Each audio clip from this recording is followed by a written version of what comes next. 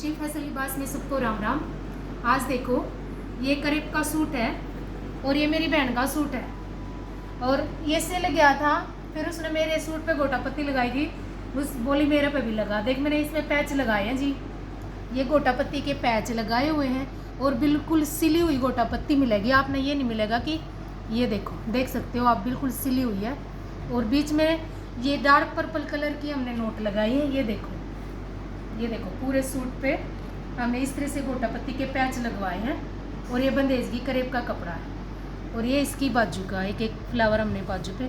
आप इसका गला घेरा कैसे भी बनवा सकते हो। एक दूसरा सूट और दिखाते हैं, ये देखो जी, ये 44-45 की लेंथ का सूट है और मसलिन का है। मसलिन इतनी प्यारी मसलिन है, बिल्कुल सिल्क जैसी। ये देखो, ये इसके घेरे का काम रहेगा, आप देख सकते हो इसकी, और ये इसके गले का काम रहेगा, ये देखो, और इधर से इसकी ये बाजू है, ये देखो।